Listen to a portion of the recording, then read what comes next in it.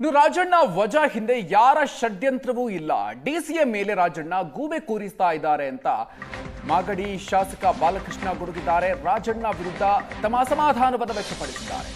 ರಾಜಣ್ಣ ಮಾತಿಗೂ ಮುಂಚೆ ಷಡ್ಯಂತ್ರ ಅಂತ ಹೇಳ್ತಾರೆ. ಹೈಕಮಾಂಡ್ ವಿರುದ್ಧ ಸಡ್ಡು ಹೊಡಿತೀನಿ, ಜನರನ್ನ ದೆಹಲಿಗೆ ಕರ್ಕೊಂಡು ಹೋಗ್ತೀನಿ ಅಂತ ಹೇಳ್ತಾರೆ. ಯಾರೂ ಕೂಡ ಲೆಕ್ಕಕ್ಕಿಲ್ಲ ಅನ್ನೋ ರೀತಿಯಲ್ಲಿ ರಾಜಣ್ಣ ಮಾತಾಡ್ತಾರೆ. ರಾಜಣ್ಣಗೆ ಪಕ್ಷ ಅನಿವಾರ್ಯ ಅಲ್ಲ ಅಂತ ಬಿಜೆಪಿ ಹೇಳ್ತಾ ಇದೆ. ಪಕ್ಷದಿಂದ ನಾನ್ ಗೆದ್ದಿದ್ದು ಅಂತ ಹೇಳ್ಬೇಕಿತ್ತಲ್ವಾ? ಬ್ರೈನ್ ಮ್ಯಾಪಿಂಗ್ಗೆ ನಾನ್ ರೆಡಿ ಇದ್ದೀನಿ. ಡಿ.ಕೆ. ಶಿವಕುಮಾರ್ ಪಕ್ಷದ ಇತಿಮಿತಿ ಬಿಟ್ಟು ಏನೂ ಕೂಡ ಮಾಡಿಲ್ಲ ಅಂತ ಮಾಗಡಿ ಶಾಸಕ ಎಚ್.ಸಿ. ಬಾಲಕೃಷ್ಣ ಕಿಡಿಕಾರಿದ್ದಾರೆ.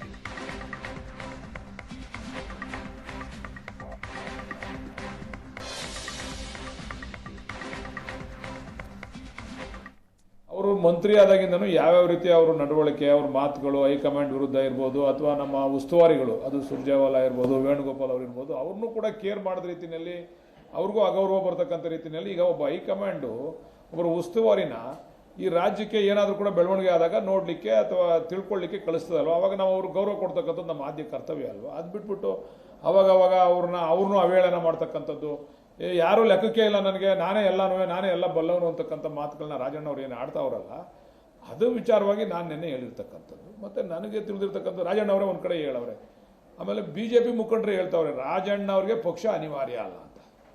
BJP ಮುಖಂಡರುಗಳೇ, ತುಮಕೂರಿನ BJPಯ ಶಾಸಕರುಗಳು ಮುಖಂಡರುಗಳೇ ರಾಜಣ್ಣ ಅವರು ಪಕ್ಷದ ಮೇಲೆ ಏನು ಗೆದ್ದಿಲ್ಲ, ಅವರು ಅವ್ರ ಸ್ವಂತ ವರ್ಚಸ್ ಮೇಲೆ ಗೆದ್ದಿರ್ತಕ್ಕಂಥದ್ದು. ಅದಕ್ಕೆ ರಾಜಣ್ಣ ಅವ್ರು ಏನು ರಿಯಾಕ್ಟ್ ಮಾಡೋರೆ? ಇಲ್ಲಪ್ಪ, ನಾನು ಪಕ್ಷದ ಶಿಸ್ತಿನ ಸಿಪಾಯಿ, ನಾನು ಪಕ್ಷದ ಇತಿಮಿತಿ ಒಳಗಡೆ ಕೆಲಸ ಮಾಡ್ತಾ ಇದ್ದೀನಿ, ನಾನು ಪಕ್ಷದಿಂದನೇ ಗೆದ್ದಿರೋದು ಅಂತ ಎಲ್ಲರೂ ರಿಯಾಕ್ಟ್ ಮಾಡಲಿಲ್ವಲ್ಲ. ಎಲ್ಲರೂ ರಿಯಾಕ್ಟ್ ಮಾಡಿದ್ರೆ ಅಂದರೆ ನಾವೇನು ಅರ್ಥ ಮಾಡ್ಕೋಬೇಕು?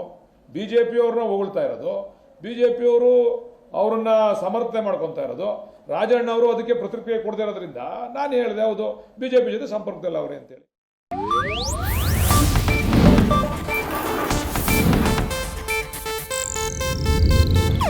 ಇದು ಏಷ್ಯಾನೆಟ್ ನ್ಯೂಸ್ ನೆಟ್ವರ್ಕ್ ಪ್ರಸ್ತುತಿ.